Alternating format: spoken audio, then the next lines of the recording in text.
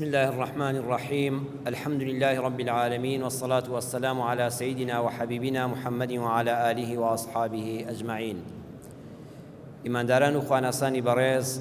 لزنجير باسي رونتردا بابتي أمجارمان لجير ناونشاني هاو سرگيري برپرسيايتيا نك خون خيال مروف لو كاتوك خواي پروردگار آدمي هنا وتسرزوي ودایکە حەوای بۆ دروست کردووە ئێمەش لەنەوەی ئەوانەوە هاتووین و زەویمان ئاوەدان کردوێتەوە حەقیقەتێکی حاشا هەڵنەگر هەیە ئەویش ئەوەیە مرۆڤ هەمیشە بەبێ هاوسەر هەست بە قەلەقی و نائارامی ناو ناخ دەکات ئەگەر لە ڕووی مادیشەوە لە هیچی کەم نەبێ ئەگەر ئینسانێک لە کۆشک و تەلارە بژی و باشترین خۆراک بخوا و لە ڕووی پارە و مادەوە هیچی کەم نەبێ بەڵام هەز دەکەی هەز بە نوقسانیەک دەکا لە ناخی خۆیان هەز بە نائارامیەک دەکا کە ئەویش بە بەرامبەرەکەی پڕ دەبێتەوە واتە مرۆڤ نیوەیە نیوەکەی تری بریتە لە هاوسەرەکەی بۆیە لە ڕووی شەرعیەوە فەوائیدی نیکاح و سوودەکانی هاوسەرگیری دەتوانین لە چەند خاڵێکا کورتی بکەینەوە یەکەمیان بەجێهێنانی سنەتی هەموو پێغەمبەران و پێغەمبەری ئیسلامە صلی الله عليه وسلم و سەلامی خوا لە هەموو پێغەمبەران بێ خوا لە قورئانە دەفەرمێ وەلەقەد ئەرسەلنا رسلا من قبلك وجعلنا لهم أزواجا وذرية پێغەمبەرانمان لە پێش تۆدا ڕەوان کردوون و پێمان بەخشیون خێزان و مناڵ واتە بوونی هاوسەر بۆ پێغەمبەرانیش ضرورە بۆیە پێغەمبەری خوا دەفەرمێ النکاح من سنتي فمن لم يعمل بسنتي فليس مني وكل صحيح سنن ابن ماجه هاتوا فرمودكا دفرمي هاوسەرگیری لە سنت و ڕێبازی منە هەر کەسێک کار بە سنت منەکە لە من نییە ئەم فەرمودەیە پێمان دەڵێ هەر کەسێ وا بزانێ ئەگەر ژن نەهێنێ ئەمجا دەتوانێ عیبادەتی خوا باشتر بکا و لە پێغەمبەری خوا نزیکتر بێتەوە ئەوە هەڵەی کردووە ئەوە پێغەمبەری خوا دەفەرمێ سنەتی منی نەپێکاوە بەڵکو هاوسەرگیری سنەتی منە و تەرککردنی هاوسەرگیری لادانە لە ڕێبازی پێغەمبەر صلی الله عليه وسلم کەواتەی یەکەمیان ئینسان دەچێتە ڕیزی سنەتی پێغەمبەران سەرجەم و سنەتی محەممەدی مستەفاوە صلی الله عليه وسلم بەتایبەت دووەمیان ڕزگاربوونی ئینسانە لە غایلە شەیاطینیەکان کە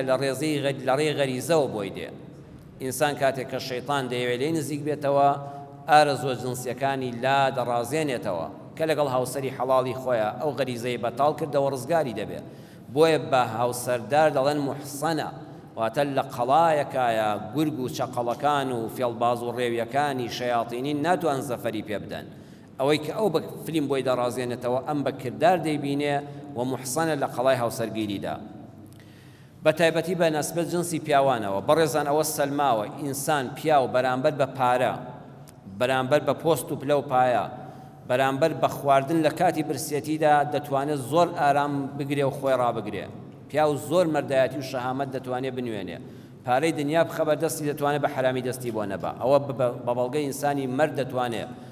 ئەو پەڕی برسی بێ دەتوانێت پارویەک نانی کەسێک نەخوا عیزەتی نەفسی پارێزێ ئینسان دەتوانێت پلە و پۆستی دنیای بخەنە بەردەست و خۆی نەفرۆشێ بڵێ ئەوانم ناوێ بە پیا و ئەمانە دەکرێت بەڵام عولەما فەرموویانە دەبێت پیا و لە یەک شت بترسێ بەرامبەر بە ئافرەت خۆی ناگرێت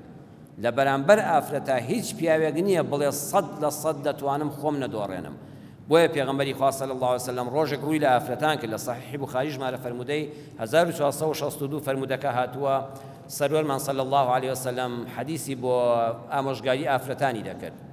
فموي ما رأيت من ناقصات عقل ودين أذهب للب الرجل الحازم من إحداكن فموي أي خشكان دايكان نمدي أي كشاني بريز نمدي لو كساني كان نقصاني وناتواويان هي العقل لدين دا أو اندكاري قرب بتوان عقلي بياوي زور بهزو مرد برن درس لفرموديشي تراك إمام نسائي رواياتي كده دفرمي أذهب بقلوب ذوي الألباب منكن كسم نديوة لويك ناقصات العقل ودين بي عقلي ناتواو بي ديني ناتواو بي بتواني كروك وعقلي بياوي مرد بري أو بياوي كبرامبر بپارة برامبر بپلو پوز برامبر بخواردن چوكي دانا دا برامبر بيوي آفرن ناتوانا چوك دانا دا نلرزي و لخشتنا چه ئالێ لە دایمە زنجیرە باسەکەمان هەموو شەو دەڵێن زنجیرە باسی ڕوونترە ئەبێ ئەم فەرمودەی پیاوەڕ سەڵ سەلەم ڕوونتر کەینەوە ئێستاش لە کوردەواری خۆماندا دەڵێن ژن ناقص العەقلە ناقص الدینە ئەوە هەڵەیەکی گەلێک گەورەیە یەکێ لەوە تا لە بوخاریدا پێغەمبەر سەڵام وای فەرموو ئایا پێغەمبەری خوا بە ئافرەتانی فەرموو ئێوە عەقڵتان کەمە و دینتان کەمە دەی چۆن دەبێت پێشەوای ئەو ئومەتە بە ئافرەتانی ئومەتەکەی وا بڵێ نەخێر زۆر ئافرەت هەن زۆر ژن هەن لە پیاو عاقڵترن زۆر ژن هەن لە زۆر لە پیاوان بەدینترن ئێمە یەکەم ئافرەتی دینەکەمان کێیە خاتو خەدیجەیە یەکەم کەسی موسڵمان لەم ئیسلامەدا پیاو نییە ژنە یەکەم شەهید کە خوێنی خۆی بە ئیسلامەکەمان بەخشی بە ڕێبازی پیاوان سەڵ سەلەم بەخشی یەکەم شەهیدی ئیسلامی ئێمە پیاو نییە سومەیەیە ژنە ئایا ئاسیە خان عاقڵتر بوو یان فیرعەونی متەکەبیر و خۆبەخوازان بەبێگومان ئاسەی موحید عاقڵتر بوو فیرعەون بەو هەموو دەسەڵات و کۆشکوهینەوە کە هەیە بوو بێعەقڵ بوو خۆی لێ تێکشو بوو خۆی نەدەناسی ئەی چۆن پێغەمبەری خوا سەڵ سەلەم پێیان دەڵێ ئێوە ناقص العەقلن عەقڵتان تەواو نییە و دینتان تەواو نییە لێرەدا پێغەمبەری خوا سەڵ سەلەم فەرمووی ئەی ئەو ژنانەی کە پیاوانێکی ناحاڵی پێتان دەڵێن ئێوە عەقڵتان تەواو نییە و دینتان تەواو نییە وەڵڵی ئێوە ئەوەندە بەهێزن ئەوەندە بەهێزن پیاوی خاوەن عەقلیش دەتوانن لە خشتە بەرن ئەوە پیاوانن لە ئێوە حاڵی نەبوون حەدیسەکە ڕوونترکەینەوە ئەبێت جوان لەو فەرمودەیە تێبگەن پێغەمبەر صلی الله علیه و سلم فەرمووی پیاوانێکی ناحاڵی پێتان دەڵێن ژن ناقص العەقل و دینە والله وانییە ئێوە ئەوەندە بەهێزن کام پیاوەی دەڵی زۆر بەهێزە بەرامبەر بە ئێوە ناتوانێت خۆی بگرێت بۆیە دەبێت پیاوەکە لە ڕێی چیەوە ئەمەی خۆی تێرکا لە ڕێی حەڵاڵەکەوە ئەی ناگە حەڵاڵەکەی خۆی نەبوو مەترسی هەیە لە ڕێی ئافرەتانێکەوە تووشی لادان ببێت بۆیە هاوسەرگیری ئەو قەڵایەیە بۆیە ئەو چاوی بتوانێت لە ئاستی ئافرەتێکی جواندا خۆی بگرێ یان ئەو ئافرەتەی چاوی خۆی بەرامبەر بە پیاوێکی جوان بگرێ و نەزەر نەکە نەزەر مەبەستمان بینین نییە خۆشەویستان دینی خوا باش حاڵی بن ئەم زنجیرە باسانی ئەم شەوانە دامنەوە هەمووی ڕوونترە بینین لەگەڵ نەزەرە دووشتی لێک جیاوازن یعنی ئیسلام ئێمە داوای نەکردو پیاوێک لەگەڵ ژنە قسە دەکەم ملی خۆی ئاوا شۆڕ کاتەوانێ و خۆی بە عەمود کێشێ نەزانە کەس دەبینێ ژنیش دیندار ئەوە نییە کاتێک کە پیاوێکی بینی ئاوا بکە نەوێرە سەر هەڵببڕێ ئەوە برا زەلیلیە بینین ئێمە هەمومان ڕوخساری یەکتر دەبینین وەکو خوشک و برا نەزەری حەرام ئەوەیە ئەو پیاوەیان ئەو ژنەوا بڕوانێتە بەرامبەرەکەی ژێر جلەکانی بینێ لە نەفەسی خۆیدا ئەوە ئەگەر کەسێ نەفسی خۆی پاکردەوە کە لەگەڵ خوشکێکە قسە دەکا وا بزانێەوە دایکێتی ئەوە کچێتی ئەوە خوشکێتی لە ئاستی تەمەنەکاندا ئەگەر کچێک دایکێک خوشکێک لەگەڵ پیاوێکە قسەی کرد وا بزانێ ئەوە باوکەکەیەتی ئەوە براکەیەتی ئەوە کوڕەکەیەتی هەر کەسێ نەفسی خۆی ئاوا پاکاتەوە بیداتە چاوی لە کاتی بینینە پێغەمبەری خوا صلی الله علیه و سلم دەفەرمێ ثلاثة لا ترى أعينهم النار يوم القيامة خەڵکی نەدڵنیا بن سێ چاو هەیە لە ڕۆژی قیامەتە ئاگری جەهەنەم نابینێ جا نافەرمێ ئاگری بەر ناکەوێت حەدیسەکە ڕوونتر کەینەوە یواڵە چاوەکە ئاگری بەر ناکەوێت هەر نایبینێ واتە ئەم ئینسانە جەهەنەم نابینێ ئاگری جەهەنەم بە چاو نابینێ ڕزگاری بووە عین بەکەت من خەشیەت الله هەر چاوێک لەبەر خوا فرمێسک بڕێژێ دادەنیشی لە شوێنێکە نەخەمی پارەتە نەخەمی دنیاتە نە لە هیچت کەمە کەبیر لە دەسەڵات و عەزەمەتی خوا بچووکی خۆت دەکەیەوە بیر لەو هەموو خەڵاتە دەکەیەوە کە ئەو ئەڵڵایە پێی بەخشیوی و نەتوانی وەسپاسی خوا بکەیت چاوت پڕ دەبێت لە ئەوە فرمێسک بە چاوتا دێتە خوارەوە هیچ جار ئەو حاڵەتت بەسەر هاتووە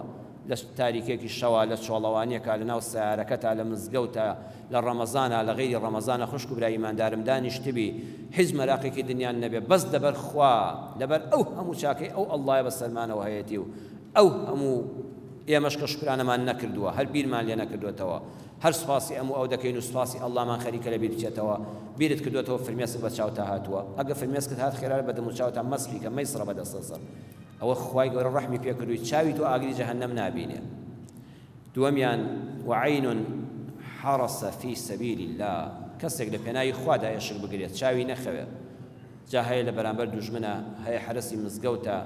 هەیە حرسی قوتابخانەیەکە هەیە حرسی خەستەخانەیەکە ئەمانە هەموو فی سەبیل اللهن بۆ پاراستنی شوێنێکی مقدس و خزمەتگوزاری ئەم دین و خەڵکە چاوەکەی ناخەوێت ئەو چاوەش ئاگری جەهەنەم نابینێ وعین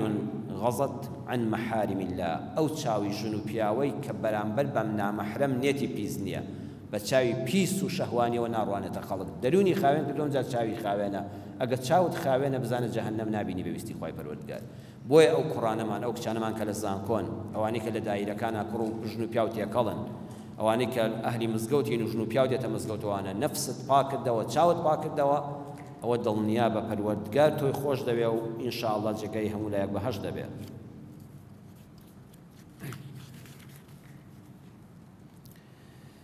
پێغەمبەری خوا صلی الله علیه وسلم دەفەرمێ بە معازی کوڕی جەبەل یا معاذ قەلب شاکر، ئەی معاذ بزانە گەر ئەم شتانەت هەبوو زۆر بەختەوەری، دڵێکی سوپاسگوزار، جاری وایە تۆ نان و ئاو دەخۆی و ئەزانی پاشای دڵ شکری خوا دەکا. ئەو کەسێک کە دڵی ڕازیە بە بەشی خوا و شکر دەکا، زمانی ذاکرە، شتێک ئاوێک دەخوات دڵە بسم الله، لێ دەبێتەوە دڵ الحەمدولله، سواری سارە بێ دوعا دەخوێنێ، دەخەوێت زیکر دەکا، دوای نوێژەکان زیکر دەکا، قسەیەک دەکاڵە ئینشاءالله، ئەو زمانی دایمە زیکرەکانی لەسەر دەما. سێمیان چی مای بەختەوەری مرۆڤە؟ زەوجەتون صالحەتون تعینوکە عەلا ئەمری دونیاکە و دینیکە، ژنێکی خواناس و دیندار کە یارمەتی دەرت دەبێت بۆ کاروباری دین و دنیا. واتە پێغەمبەری خۆسان فەرمووی دنیا لەگەڵ دینە قیامەت و دنیاکەت بەس بە ژنی صالحە ئاوادان دەبێتەوە. ئەگە دڵت شکرانە بژێر بوو، زمانش زاکر بوو بە زیکری خوا، خێزانەکە صالحە و ڕێک و پێک بوو، خەیر و مەکتەنەزە الناس و ئەوە قەت بەخیلی بە دەوڵەمەند مەبە، تۆ خاوەنی هەموو خەزیانەکانی دنیای، هەموو خەزیانی ئەو خەڵکە هی تۆیە، زۆر دەوڵەمەندی، خۆت بە فەقیر مەزانە. بەڵام باسی زەواج دەکەین، ڕوونتر باسی زەواج بکەین. ئایا زەواج هەر ئەنجامدانیەکە، پرۆسەیەکە، خەون و خەیاڵێکە یان مەسئولیەتە؟ پێغەمبەری خوا صلی الله علیه وسلم فەرمووی من استطاع منکم الباءة فلیتزوج، هەر کەسێک لە ئێوە توانای ئەلباءەی هەبوو ئەمجا هاوسەرگیری بکە، فإنه أغض للبصر وأحسن للفرج، چونکە چاو دەپارێزێ و داوێن لە خراپە دەپارێزێ. ومن لم يستطع فعليه بالصوم، کەسێ توانای هاوسەرگیری نەبوو ئەنجامی بدا لە قورآن و لە کچانباز زۆر بە ڕۆژوو بێ، فإنه له وجاء، ئەوە خەساندنە، ئارەزوو کەمکردنەوەیە و پارێزیە لە گوناه. لەسەر وشەی ئەلباءە ڕوونتر بوەستین. پێغەمبەری خوا صلی الله علیه و سلم فەرمووی هەر کەسێ توانای هاوسەرگیری هەیە، ئەلباءە بەس توانە سێکسی و جنسیەکان نییە، ئەلباءە بە چەند مانا دێ؟ یعنی ئەیە و کەسێک کە توانات هەیە شوێنی نیشتەجێبوون دیاری بکەیت، چونکە لە حەدیث پیامبەر صلی الله علیه و سلم باءە بە شوێنی نیشتەجێبوون هاتووە، هەر کەسێک درۆ بەدەم پێغەمبەرەوە بکە فەلیەتەبەوەء مەقعەدەه من النار، ها باءە لێرەدا بە شوێن هاتووە. ئەی ئەو کەسەی دەتەوێت ژن بێنی، تکایە یەکەم جار هەوڵ بدە ئەگەر 100 مەتر خانوو بێ 50 مەتر خانوو بێ دابینی بکەیت، ئەلباءەت با هەبێت. چونکە کە چوویتە کرێچیەوە بەیانی کرێکەت پێ نادرێ، لەم گەڕک بۆ ئەو گەڕک خاوەن ماڵ دێتە سەرت، سپێنی خێزانی داما و فەقیرە نازانێت چی جواب داتەوە، ئەو کۆشکی خۆشەویستی لە بینی ئەم ژنوێردایە بەم کرێچێتی و بەم هینە هەڵدەتەچێت. با یەکەم جار ئەی کوڕی بەڕێز هەوڵ بدە خۆت بنیاد بنێ لە ڕێی دابینکردنی شوێنی نیشتەجێبوونەوە، ئەمجا هاوسەرگیری بکە. دووەم با کاسبیتەوێ، با ئەدواتە شوێنێکە کە ڕۆژانە ڕووی تێکەی، گەنجێک نەبی کە بەیانی هەستایی نەزانی چۆن ڕۆژکەیتەوە، بڕێ بۆ چاخانە، بچی بۆ بازار، بڕێ بۆ پارک، بڕێ بۆ سەردانی برادەر، ئەوە ڕۆژێک دوو ڕۆژ ئەی دوایی ئەم ژنە و منداڵە بەچی بەخێو دەکەی. باش شوێنێکت هەبێت کە بەیانی سەعات 7-8 چوویتە دەرەوە بزانی بۆ کوێ دەچی، جا دایرەیەکە، حرەسیاتێکە، کرێکاریەکە، دوکانداریەکە، مامەڵەیەکە، بزانە دەبێت پێش ئەوەی ژن بێنی بزانی بەیانیان کە ڕۆیشتە دەرێ شوێنی کەسابەتەکە کوێیە. بەگیرفانی خاڵی بەڕێزم هاوسەرگیری غەڵەتێکی گەورەیە، خوا ڕازقی هەمووانە بەڵام عەقلیشی داوە بە هەمووان، پێغەمبەریش بۆی ڕوون کردوینەوە. سێمیان ئەو کەسێ هاوسەرگیری دەکەی ئەمە بۆ کوڕ و بۆ کچە، وەکو بلوغی جنسیت بووە، کچ لە 13 ساڵ و کوڕ لە 15 ساڵە بلوغی جنسی دەبێ و ژن و مێردایەتی پێ دەکرێت، بەڵام ئاگال لێبێ ئەمە تەواو نییە، ئەبێ بلوغی عەقلیش و کۆمەڵایەتیشت ببێ. ئەو کەسێ هاوسەرگیری دەکەی، بۆچی تەلاق زۆر ڕوو دەدا؟ بۆچی ژن و مێرد هیوای لە 3 مانگە هاوسەرگیریمان کرد، ڕۆژانە دەبێت جواب دەیەوە وڵام مامۆستا دڵمان توندە مشکلی عایلەیەم هەیە. بەڕێزم ئەمە بلوغی جنسیان بۆ ئەم کوڕ و کچە، ئەتوانن مناڵیش بخەنەوە، جنس ئەنجام بدەن، بەڵام یەک شتیان کەمە، ئەویش ئەوەیە بلوغی عەقلیان نییە. بلوغی عەقلی ئەوەیە ئەم کوڕ و کچە بکەنە حەدێکی وە ئەگە بەیانی لە خانەی هاوسەریدا مشکلەیەکیان هەبوو نەگەیەنە ماڵی باوکی بۆ خۆیان حەلیکەن، عەقلیان ئەوەندە پێ بشکێ، ژیانی هاوسەری هەمووی زۆر گرفتاریز تێدایە. ئەم کوڕ و کچە ئەوەندە عەقلیان هەبێ نەیگەیەنە دەرەوەی ماڵەکە، بۆ خۆیان چارەسەریکەن. عەقلی کۆمەڵایەتی، بلوغی کۆمەڵایەتی یعنی چی؟ یعنی ئەم کچە وا نەزانێ هەر ماڵی دایکێتی و بەیانیان ناز و نووز دەکات تا دایکی چایەکەی بۆ تێدەکات. ئێستا دەبێتە خێزان، ئێستا خەسوو پەیدا دەبێت، خەزوور پەیدا دەبێت، شوبرا پەیدا دەبێت، خزم پەیدا دەبێت، میوان پەیدا دەبێت، ناز و نووزی جاران نایخوا، جاران نازی لەسەر دایکیا دەکرد، جاران نازی لەسەر باوکیا دەکرد. ئێستا بێ بلوغی کۆمەڵایەتی هەبێت، دەچێتە خێزانێشکەوە یەک کۆمەڵ خزمی تازە دێن ئەبێ هەموو دڵیان ڕاگرێ. کوڕەکەش وایە، کوڕەکە جاران لە باوکی تووڕە دەبوو ئێستا ناتوانێت لە خەزوری تووڕە بێ جاران نازی لەسەر براکەیە دەکرد ئێستا بێت دڵی ژن براکەی ڕاگرێ جاران بە خوشکەکەی دێگوت وا بکە ئێستا بێت نازی ژن خوشکەکەی هەڵگرێ ئەمە بلوغی کۆمەڵایەتیە ئەبێ بزانێت تا زمانی خۆشەدی خۆت نوێی خەڵکی کەش دەبێ بێنی ئەمجا بە تەعزیان ڕابگەی بە شەکرا و خواردنەوەیان ڕابگەی لە خەم و خەفەتی خزمانی هاوسەرەکەت دابی بۆ هەردوو لە ئەگەر ئەمە نەبوو وەڵای هاوسەرگیری نەکەی باشترە چونکە دەبێت سەرێشێ بۆ خۆت بۆ ماڵی خەڵک بۆ باوکی دایکی خۆت بۆ باوکو دایکی بەرامبەرەکەشت ئەها پێغەمبەری خوا فەرمووی ئەلباعەت دەبێت هەبێ ڕوونتر لە حەدیثەکانی پێغەمبەر بگەن جاران من دەمبیست دەیانگوت کابرا هەر بلوغی بوو بێژنی بۆ بێنە والله حتا بڵی هەڵەیەکی گەورەیە ئەبێ بلوغی ئەوەی هەبێ شوێنی نیشتەجێبوونی هەبێ با ئەوەی هەبێ بزانێت چ کەسابەتێکی هەیە و ماگانە چی دەست دەکەوێت محتاجی خەڵک نەبێ عەقڵی کامڵ بوو بێ لەگەڵ جنسیا بواری کۆمەڵایەتی تێبگا هاوسەرگیری یعنی تێکەڵاوبوونی دوو بنەماڵە پاراستنی بەهای ئەم دوو بنەماڵەیە ئەگەر ئەمەد نەبوو ئەوە واز بێنی بۆیە قورئان دەفەرمێ وليستعفف الذين لا يجدون نكاحا حتى يغنيهم الله من فضله ئەو کەسەی نەپارەت هەیە نە شوێنی نیشتەجێبوونت هەیە نەعەقڵت کامڵ بووە نەخزمایەتی دەناسی نەدەزانی بچێت چاو مەدیسەوە بجارێ بوەستە سەبر بگرە خۆت داوێن پاک بگرە حتا خوا دەوڵەمەندت دەکا و دەستت بە ئیشێک ڕادەگا و دنیا دەبینی و عەقڵ و ژیریت کامڵ دەبێ ئەمجا هاوسەرگیری بکە ئەمجا پرۆپڕۆزی هاوسەرگیریەوە ئەوە خوا وای فەرموو و پێغەمبەری خوش ئاوای فەرموو بۆیە دیسلامی ئێمە پێمان دەڵێ بەڕێزان هاوسەرگیری بەرپرسیایەتی و مەسئولیەتە نەک خەون و خەیاڵێکی عاشقانە و حەز و ئارەزوێکی کاتیانە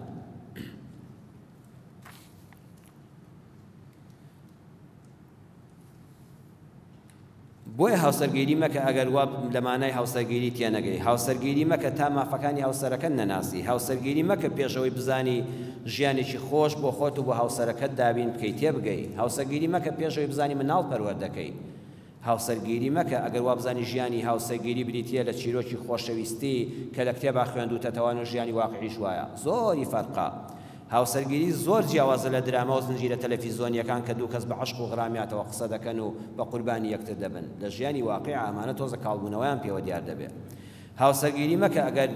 وا بزانی ژیانی هاوسەری هەر ڕۆژێ حەزت لێ بوو ئەنجامی دەدەی ڕۆژێ حەزیشت لێ بوو بە یەک کەلیمە تەلاق یەدەی و کۆتایی پێدێنی دەچێەوە بارودۆخی خۆت قەت جارش کە ناتوانانی بچیەوە مەقامەکەی جاری پێشوت زۆر گرانە بە ئاسانی هاوسەرگیری ئەنجام دەدرێت بەڵام زۆر قورسە جیابوونەوەی ئەبێت لەم حەقیقەتە تێبگەی هاوسەرگیری ئەنجام مەدە ئەگەر وا بزانی هەموو ڕۆژێکی ژیانی هاوسەرگیری دوای گواستنەوەی وەکو زمانی دەستگیرانی وایە لە ڕیستۆرانتەکانان بە یەکەوە دەخۆن و لە پارکێکەوە لە شەقامێکا پیاسە بە یەکەوە دەکەن و قسەی خۆشەویستی بۆ یەک دەکەن لە عەمەلیەکەدا هاوسەرگیری بەڕێزان ڕوونتر بڵێم وەکو چی وایە وەکو سایاقی وایە کەسێک بە نەزەری سایاقی دەخوێنێ زۆر ئاسانە دەڵێ ئەمە علامەتی ئەوەیە و لەو شوێنەدا بوەستەوە پێش ئەم بار هەڵگرە مەکەوە لەوێدا ئیستۆپ بگرە و ئەمە بە دەرس زۆر ئاسانە 25 دێنی بەڵام ئەو کوڕەیە کە سوکانەکەی بەدەستەوە بوو چوە ناو شەقامێکی قەرەباڵغەوە بتوانێت بە سەلامەتی لەو سەرەوە دەرچێت بۆیە زەمەنی دەستگیرانی و خۆشەویستی نێوان کوڕان و کچان وەکو نەزەری وایە هەموو باش لێ دەزانن هەموو سەلامەتن بەڵام کە سوکانەکەیاندایە و چۆ شەقامە قەڵەباڵغەکەەوەی ژیانەوە ئەمجا ئەو کوڕەیە بەبێ دەعم لێی دەرچێت بتوانێت هەم خۆی سەلامەت بێ هەم بەرامبەرەکەی سەلامەتکە ئەگەر تێنەگەیشتووی لەمە هاوسەرگیری مەکە هاوسەرگیری مەکە ئەگەر وا نەزانی ڕێگاکانی هاوسەرگیری پڕە لە هەوراز نشێ و تاسە لۆفا پێچاوپێکی سامناک هەرچەندە بەشێکی زۆری ڕێگاکەش تەخت و ئاسانە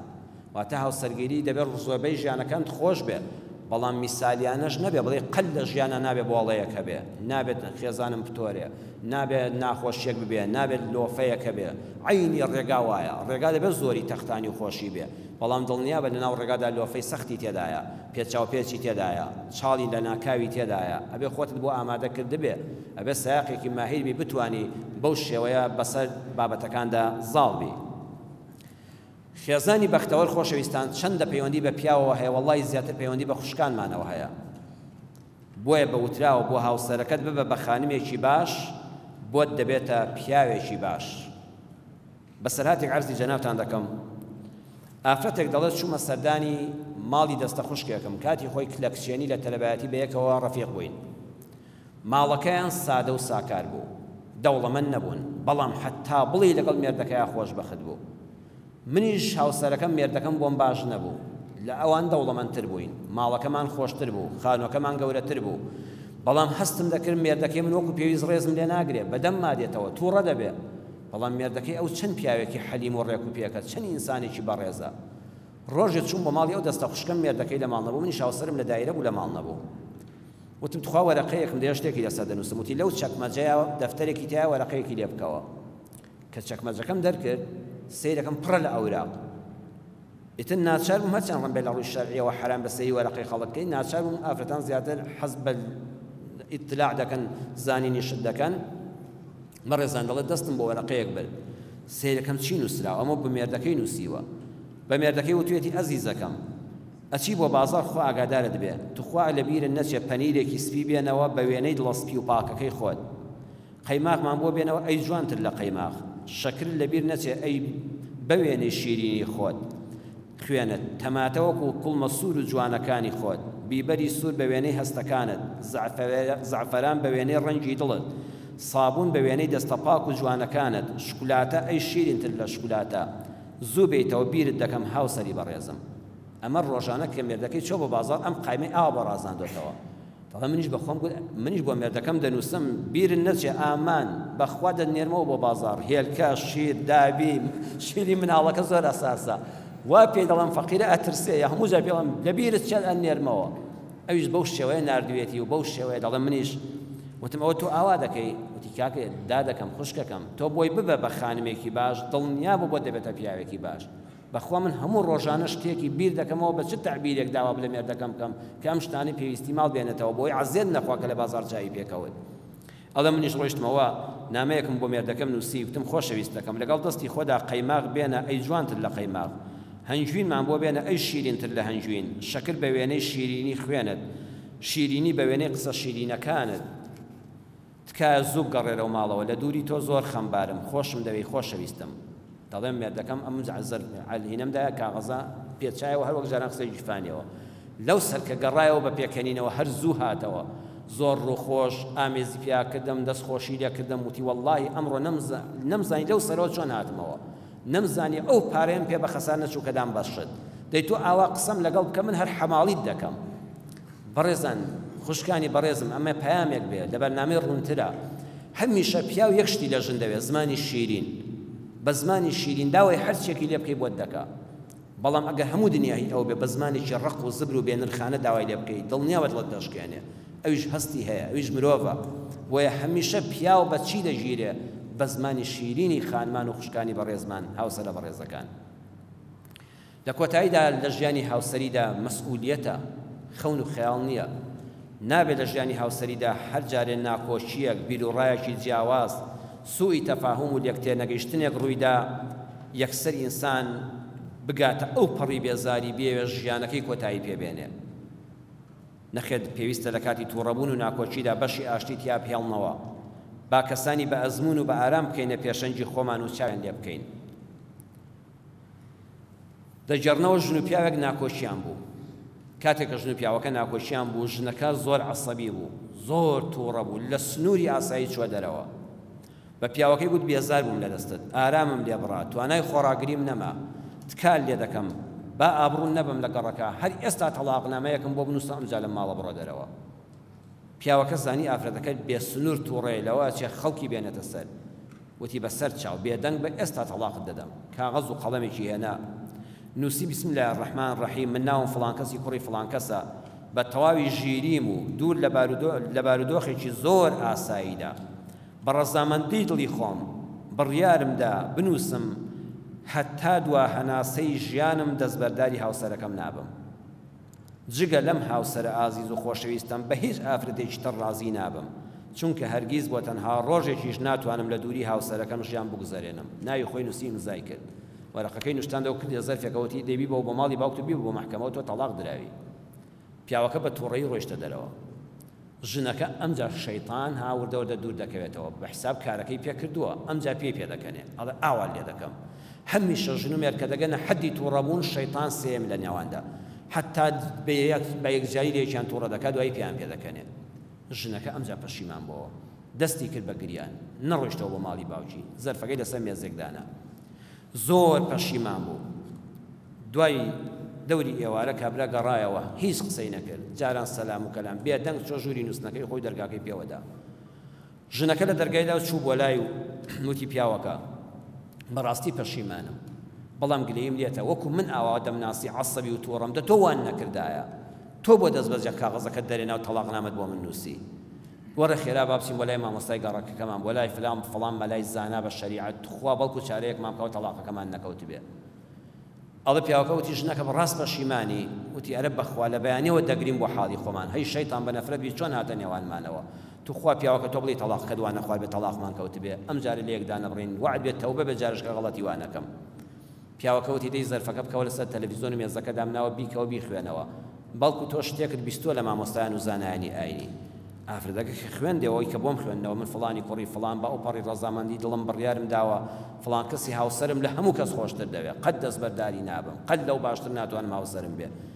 ئەڵێ ژنەکە نامەکەی ماچ کرد چوو مێردەکەی ماچ کرد وتی بە قوربانت بم بە قوربانی ئەو شەرعەش بم کە تەڵاقی داوەتە دەست پیاوە ئینا ماڵی خۆم وێران دەکرد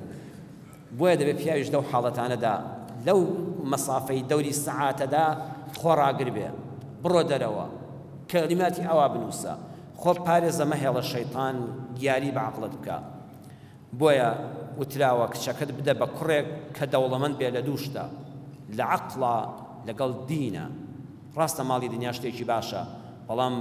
هەیبێ باشە بەڵام دەوڵەمەندێکی لە سنوور بەدەر تەنها لە دووشتا گرنگە عەقڵ لەگەڵ دین نەک هەر دین بەتەنیا عەقڵیش لەگەڵیە بۆیە ئیمام حەسەنی بەسری پرسیاریان لێ کرد پیاوێکی وەکو بەڕێستان کچێکی ڕێکوپێکی هەبوو چۆ خزمەت ئیمام حەسەنی بەسری وتی فلان خەطەب ئیلەینا فولانەتە قوربان من کچێکە ڕێکوپێکم هەیە کوڕی فڵان کەسیش هاتۆتە خوازبێنی کچە باشەکەم ئایا بیدەمێ بەڕێی جەنابەت یان نا ئیمام حەسەنی بەسری فەرمووی من کوڕی فڵان کەس ناناسم بەڵام یەک پرسیارت لێ دەکەم ئەهوە موسر من عەقل ودین ئایا دەوڵەمەندە بە عەقڵ و بە دین عەقڵی باشە دینی باشە قال نعم وتی بەڵێ قوربان ئەرە وەڵی زۆر کوڕێکی ڕێکوپێک و ژیر و عاقڵە زۆریش بە دین و خواناسە فەرمووی فەزەویج و کچەکەتانی بدەنێ کچەکەتی بدەیە حتا لەگەڵ یابێستەمی لێ ناچووکە عاقڵە بە هەموو شتێک خێزانەکە هەڵناوەشێنێ دینداریشە لەبەر خوا ڕێزی لێ دەگرێ مافی هاوسەر دەزانێ ئەگەر کچەکەی تۆش خراببوو خوا نەخواستە بە یەکەوە نەگونجان دڵنیا بە پیاوێکی عاقڵە حیات نابا و ئابڕون نابا و بە جوانی لێجیا دەبێتەوە ستەم لە کچەکە ناکە وەیە ئەگە کچت بە شوودا بیدە بە پیاوێک بیدە بە کوڕێک کە لە دووشتا دەوڵەمەند بێ لە دینداری خواناسیدا لە عەقڵ و ژیریدا ئەنە ئەوەی تری ئەگەر کەمیش بێ دەتوانن ئیداری پێ بکەن خوای پەروەردگار خێزانەکانمان بەختەوەرکە کوڕەکانمان بە کچانی باش بەختەوەرکە کچەکانیشمان تووشی کوڕانێکی زۆر باش ببن کە بەیەکەوە بەختەوەری دنیا و قیامەت بن وصلى الله على سيدنا محمد وآخر دعوانا أن الحمد لله رب العالمين